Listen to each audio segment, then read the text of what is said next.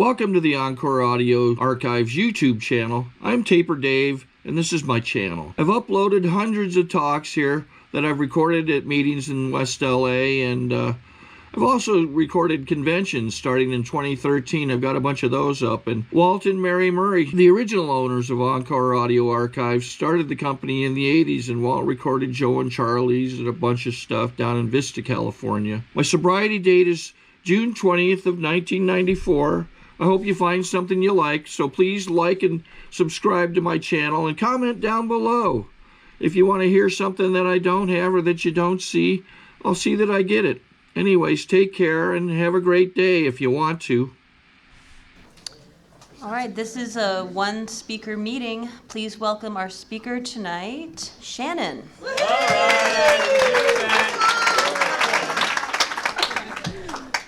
Whoa. Hi, I'm Shannon. I'm an alcoholic. Hey, Shannon. I'm really happy I didn't wear heels tonight because my head would be touching the ceiling. I just want to congratulate the chip takers and the birthday people. That's real important. And thank you, Jay, for asking me to participate in my sobriety today. I appreciate that. I got a lot of friends in this room tonight. It's cool. My sponsor's here, too, so I got to tell the truth.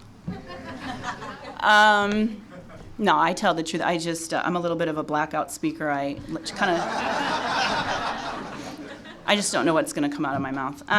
Anyways, I come from a long line of alcoholics. You know, my mom was an alcoholic, my dad, my grandfathers, and I was kind of doomed from the beginning.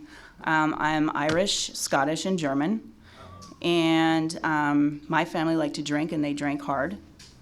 And my father was German, and I went to live with my grandparents when I was very young. My mom left my father because my father beat the shit out of my mom. And so we went to go live with my grandparents, and my grandfather drank, and he drank very heavily, and it wasn't unusual for us at dinner time to have wine. So at a very young age, you can see all these birthday pictures of me when I was 2, 3 years old with a glass of wine next to the cake with the candle. And that was pretty normal at our house to have alcohol once in a while on a special occasion. But I can tell you, as far back as I can remember, I always felt different. I always felt not a part of. I was always scared of you and what you thought of me. I was afraid to talk to you. So I was very fear-based from the beginning, and I really didn't understand where that came from. And I really felt like God dropped me off and left me without a handbook. I mean, I thought everyone else got the handbook in life, and I got left out. And that's kind of how I felt all growing up, and I could never figure out why I felt that way.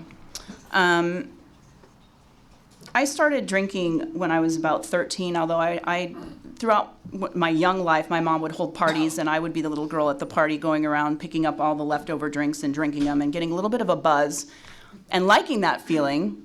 And I liked alcohol from the get-go. I liked the way that it looked in the bottle, in a glass. I liked the way that it tasted, no matter what it was. And most of all, I liked what it did for me. It took away the fear that I had, gave me false courage, false hope. And it worked, you know. And when I was 13 years old, I had a best friend that my mom hated, you know, because when we got together, we got into a lot of trouble. And she was very wealthy. Her family was very wealthy. We went over to her house before a party, and we went down into her wine cellar and got a hold of all the booze down there and started taste testing things. And that was my first intentional, I'm going to go out and get drunk tonight. And I was 13, and I can remember having a full, my friend, we were taste testing, and she passed me a bottle of wine, and I didn't realize that it was all for me, you know, and I had one and she had one, we drank them, and we went to the party, and I can just remember going to that party and not having any fear. I could talk to people, I felt good, I wasn't afraid, I didn't care, you know, I was the life of the party. I even thought that I did things better drunk than I did when I was sober.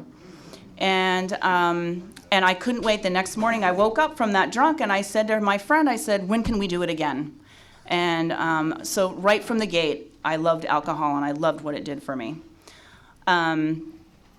I don't know when the imaginary line got drawn, but where I stepped over it. But at some point, I decided that I wanted to do things on my own, and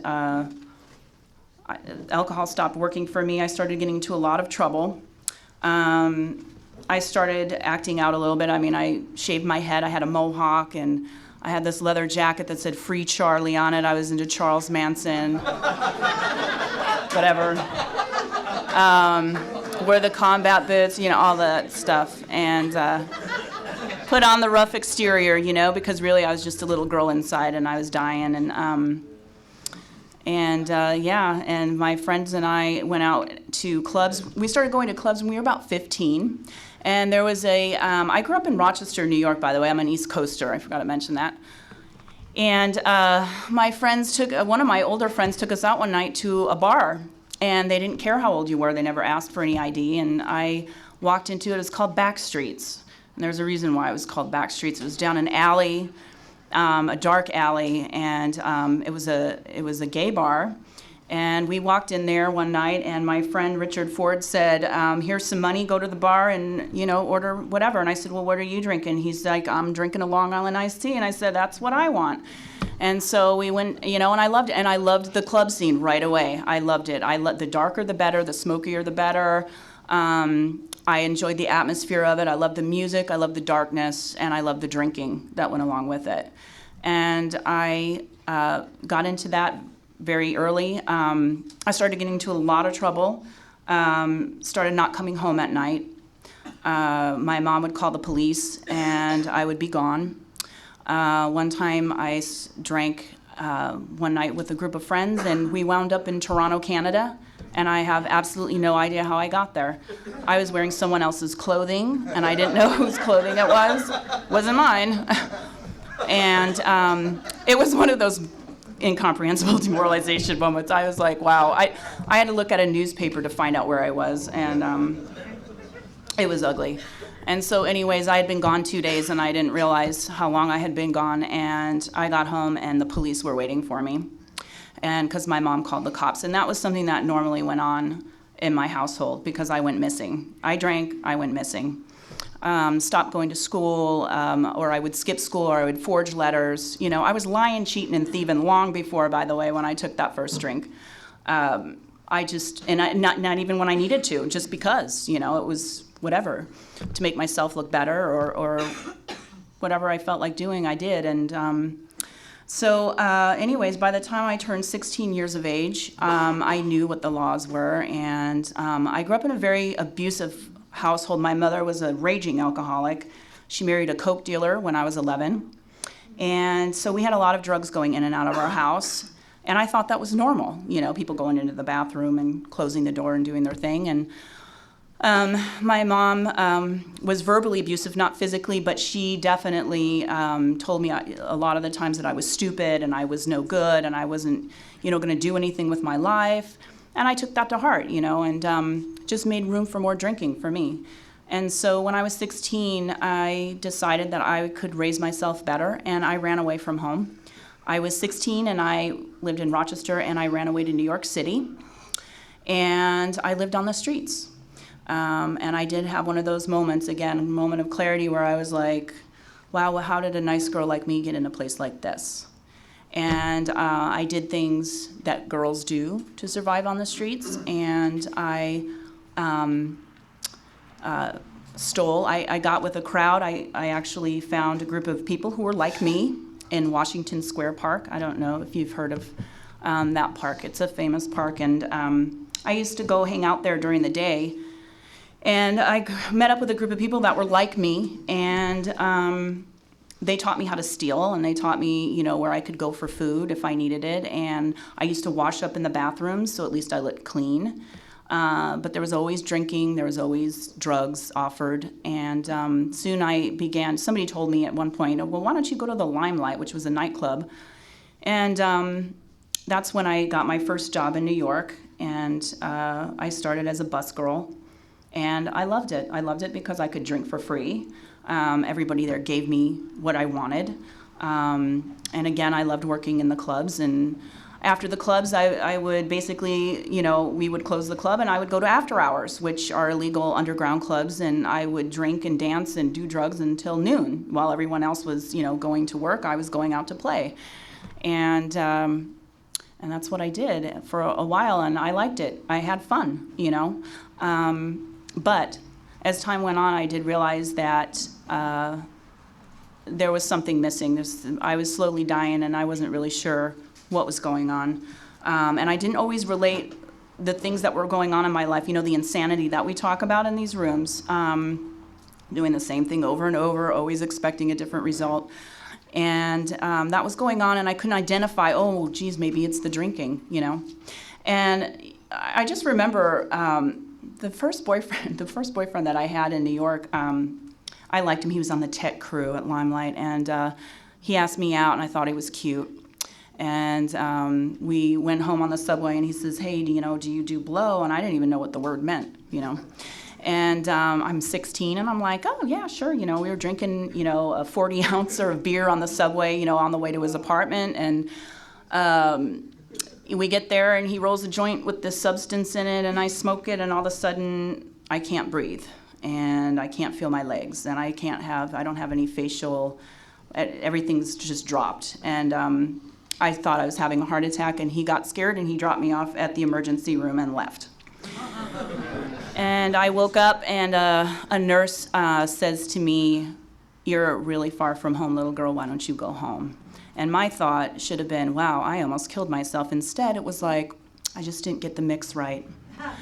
And I got up and I did it again the next day, and that's the insanity of the disease, that's my insanity, and that's how I lived for a long time.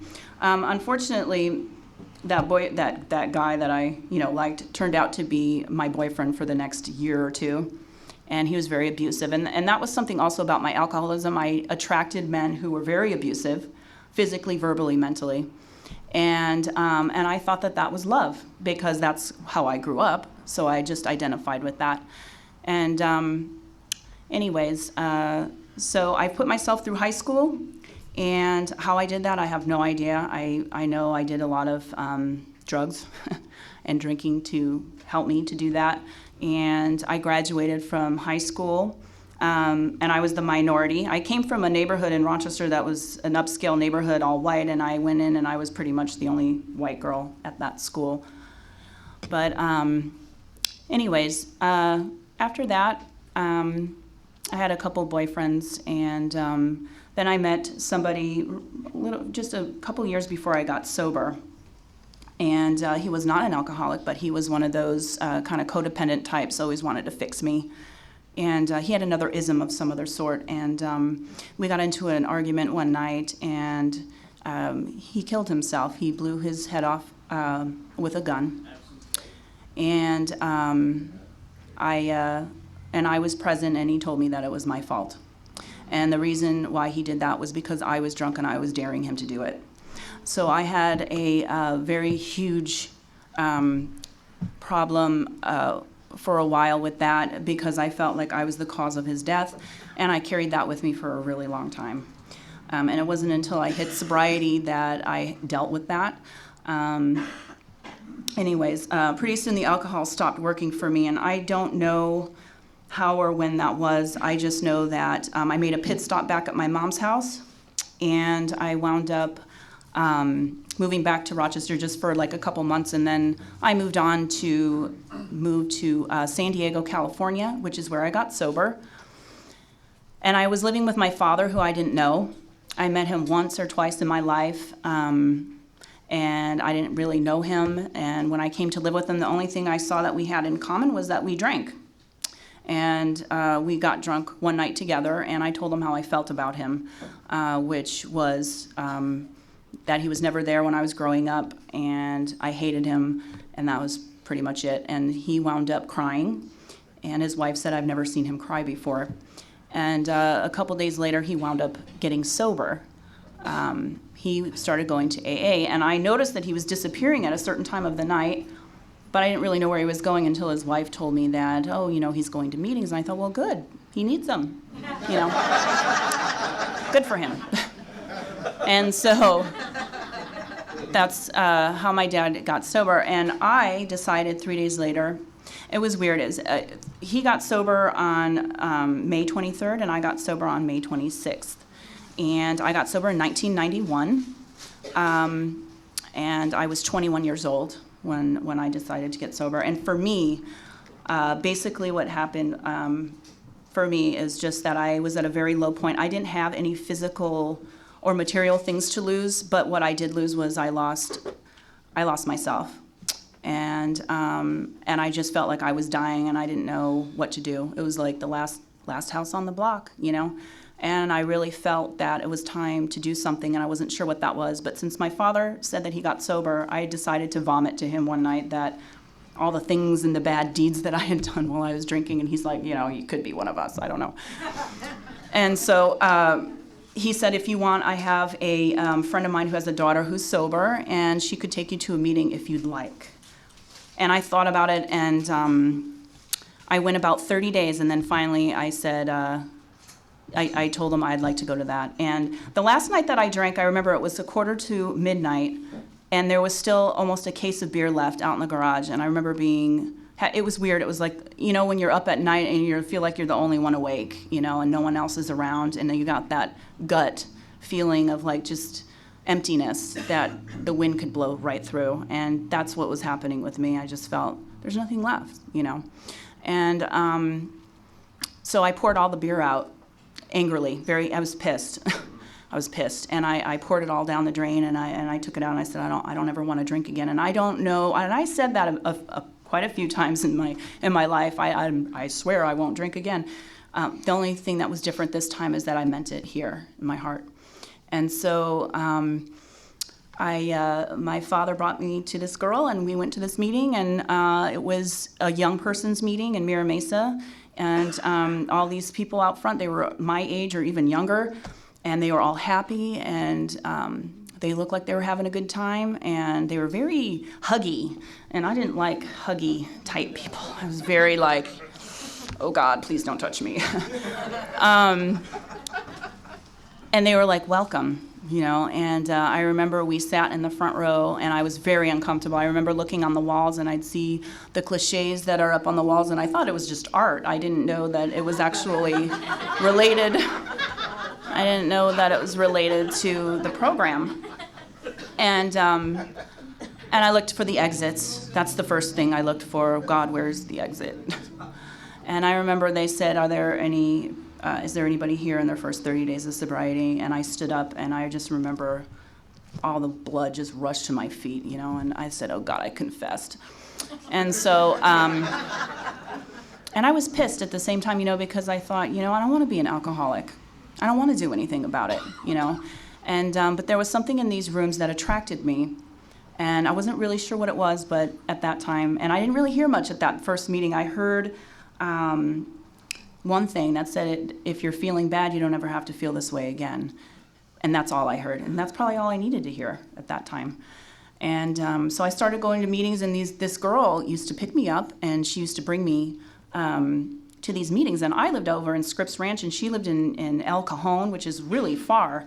And she would come every night, and she would bring me to a meeting, because I came from New York. I didn't know how to drive. I didn't have a car.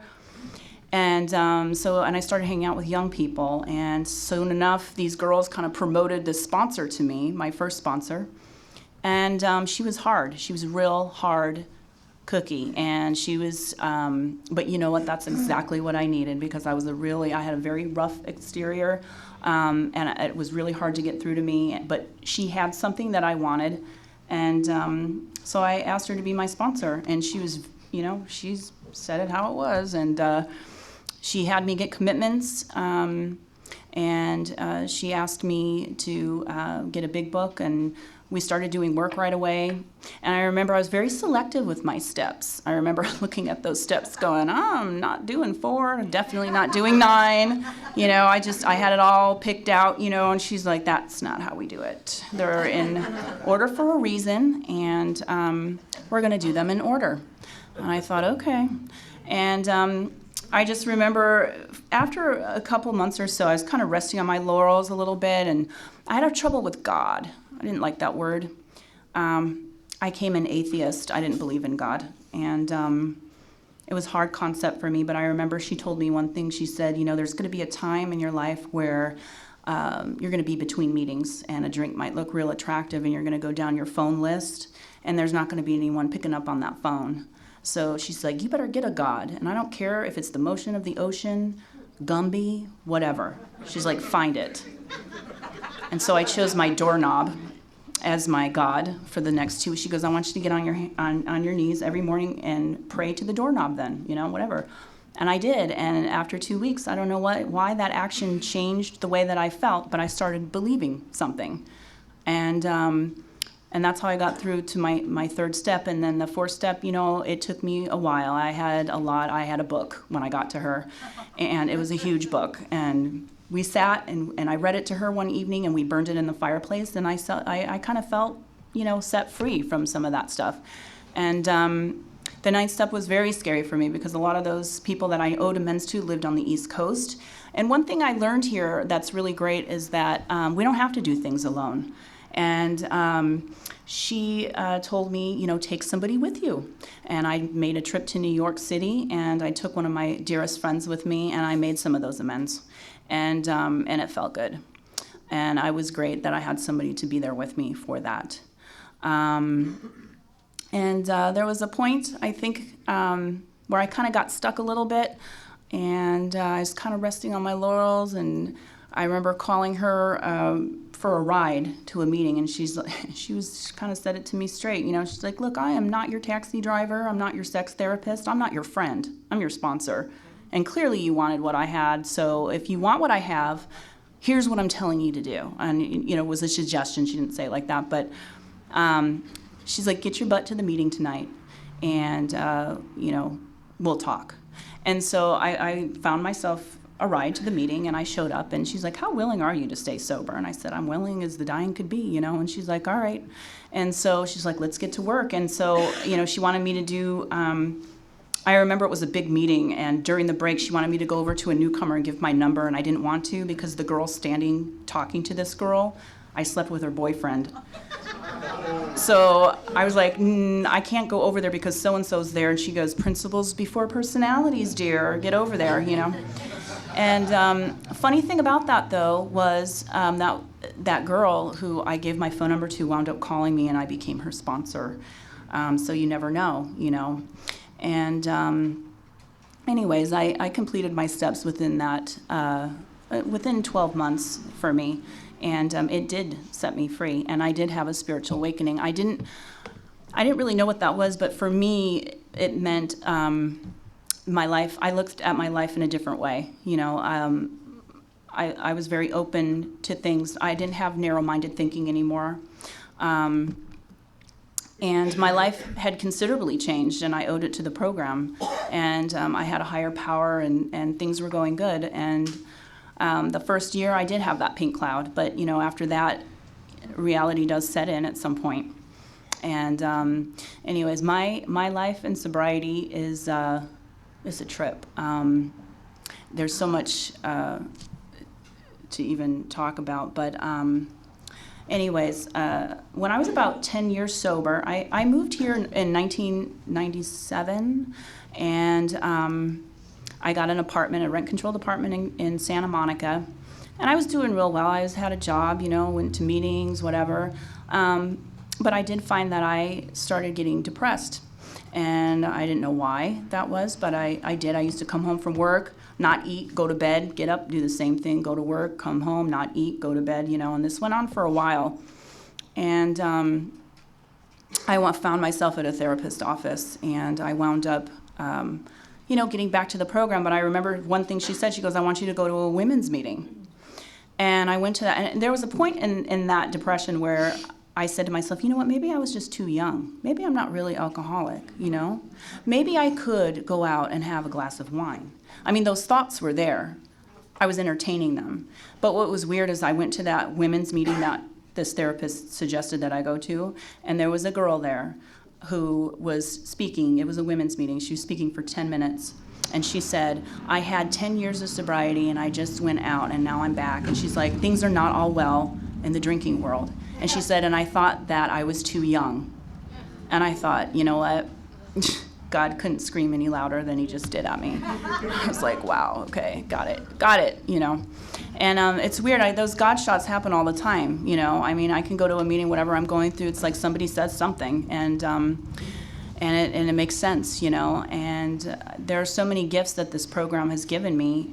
One of the things that I got to do, and I'm very proud of myself, is that I've always had fear of school. And just because my mother, you know, called me stupid, oh, you can't do anything, and I wasn't very good at school growing up. And so one of my passions was forensics. I really loved CSI stuff, and this was way before those shows came out on TV. I had a friend who was a forensic photographer, and used to come home and show me all the crime scene photos, and I'm like, God, I want to do that. And I decided about 5 years ago to go to school for that. And I had a lot of fear because I'm like, oh, I'm not going to be able to do it. I'm not smart enough, you know. And I went and I gave up all my weekends for 1 year to go to this Forensic Science Academy. I had to be there on Friday, Saturday, and Sunday, all day, from 7 to 6:30, and sometimes at night when we had to do our night photography classes. And I did it, and I graduated with honors. And it was hard because I was working at the same time. I had 2 very young kids. And I remember when I walked up to get my certificate, and I was shaking all these lieutenants' hands, and one of my instructors, who's a lieutenant at the Pasadena Police Department, leaned over and goes, "You have the most perseverance that I have ever seen." And he's like, "Come talk to me," you know. And I said, "Wow, okay." And so it just felt good because that whole thing with I'm stupid just vanished. You know, it's like I'm not stupid. And it got me hungry for more. And I went to, you know, I'm enrolled in Pasadena College, and I go to college now, and I'm 41 years old, you know, and it's fun. And I don't care that I'm 41, and I have all these little cronies who are like 18, 20, and they love me, and they're like, "You're the coolest grown-up that I know," you know, and I was like, it's fun, you know, they're cute, they're really, and they tell me their drug stories. I'm like, oh, God, don't do that, you know. Yeah, they want to know. But I love it. And you know what I learned from here is that when I go to school, I sit in the front of the room, just like my sponsor told me to sit in the front of the room when I got here, and you know, listen. And when I don't know something, ask questions. And that's what I've learned, and that's what I do. And I get A's when I get A's. You know, I'm not stupid, and I love it. And one of the things that's really a gift is I have 2 children. I have a 9-year-old son and a 6-year-old daughter. And they're really, really special. They're really cool kids. And I'm so grateful that they haven't seen mommy crazy drinking. They've never seen me drunk. And I'm a good mom, you know. And they keep me on my toes. I love them. And the cute thing my daughter said the other day, she said, "Mommy, why do you go to those meetings?"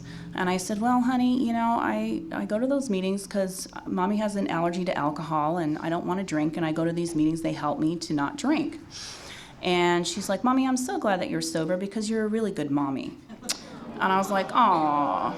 So, you know, I mean, just for that, you know, it's like worth it. You know, it's worth it. And there are so many gifts in my life. I have so many people that I love, and there's one person in this room who he's only known, my friend Mike in the front row here. We used to run together. You know, he's my ex-boyfriend, my first love, and we used to drink heavy and hard together. And we went cross country on his motorcycle back in 1989, and we have a good time. I'm proud of you because he's coming up on 2 years, so that's cool. You know. And I have, I'm kind of going through some stuff right now. I'm not going to lie. I'm not going to get into detail about it. But, you know, there's some heavy stuff going on in my life. And I recently got a little stagnant in sobriety. So I've just, you know, thought, you know, it's time for a new sponsor. I have a sponsor who I love dearly. She's like my mentor. She lives in San Diego, and she's about 70 years old. And she's been sober 35 years. And but you know, she's kind of hard to get together with, obviously, and so I felt I needed someone new, and so I got myself a new sponsor recently, Lynn, and she's in the room, And it's a good match. You know, it's weird. I was at this meeting on Sundays, and she walked by, and I met her a couple times, and I heard her share, and I was like, I don't know, something inside me said, you need to talk to this woman. And so I did, and some of the stuff I'm going through is kind of, you know, it's complicated, whatever, but she's there with me. I talk to her every morning, and I tell her what's going on, and she kind of diffuses me because I am a little hot-headed. I have a little bit of a vicious tongue, and so she kind of diffuses that a little bit for me. And one of the things she told me, what I'm walking through right now is kind of heavy, but she said, you know, I'm going to be there by your side the whole way. I'm not going to leave, you know, and that means something to me, and that's what we do here. You know, we walk with each other when we're going through stuff. You know, we call each other, we help each other. And the program has done nothing for me. It's given me a new life. You know, it's a life that I've never imagined. I mean, this program has far exceeded my expectations, because when I got here, I really just thought I was gonna, you know, get maybe a little job and a nice boyfriend, you know. But it went way beyond that, you know. I have self-esteem, you know. I have so many things, seriously, to be grateful for, and I can't even like tell you. It's just like, it's overwhelming. And the girl who was up here on her birthday crying, I relate to that. I cried when I turned 20 because I think about where I come from, you know, and it's like, wow, you know, 20 years, and I'm not that same person anymore, you know. I don't walk, talk, look the same. I don't, you know, it's incredible. And I've seen so many people, and unfortunately, it's not revolving doors around here. And I was talking to my friend Mike about that today, you know, and we had friends that didn't make it. There's a lot of people who need this program, but it's only for the people who want it. And, you know, I had a very good friend that I love very dearly, and I try to give back for what was so freely given to me here in these rooms, which was, you know, somebody picked me up and took me to a meeting, no matter how far it was, you know. I like to pick people up and take them to meetings because that was what was given to me. I work one-on-one with people. I haven't for a while, but I remember when I had about 5 years, I had this girl, her name was Shannon, and this other friend of mine, Mark, and they both were detoxing together, and they came over to my little studio, and one of them was throwing up because he was getting over some drugs too. And I just put him on my floor in the bathroom. We sat there by candlelight, and I read him the big book. Well, you know, he was throwing up, and she was in my lap, and, you know, and I stayed up with him all night. And that's, you know, that's what we do. And so for me, I just feel that I'm really happy to. I got the 2 minutes, okay. I'm wrapping it up. Yeah, I'm a little nervous tonight, so you'll excuse me. Anyways, I just want to say that I'm really grateful to this program, and I want to thank God for the life that I've always wanted. Thank you.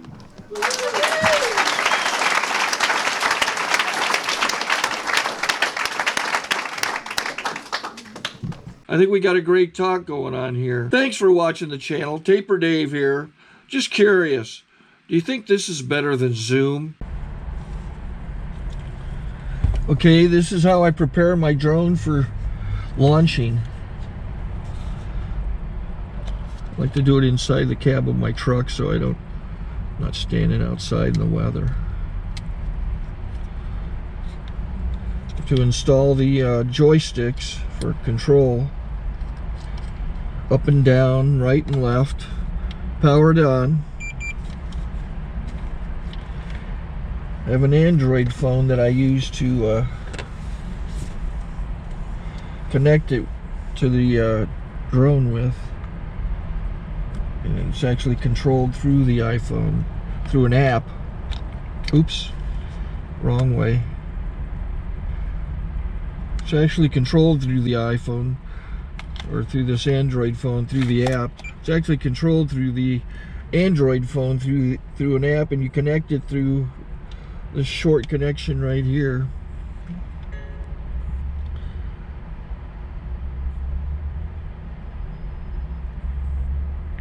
Remote control connected.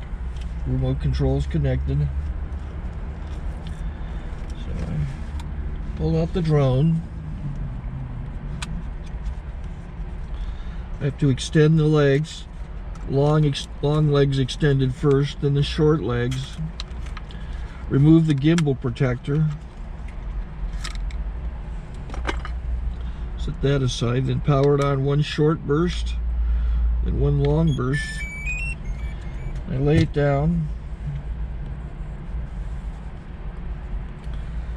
So I have to go to calibrate. So the drone's not connected yet. It shows you here as this drone gets disconnected, even though the remote's powered on. So the drone has to establish it's connected.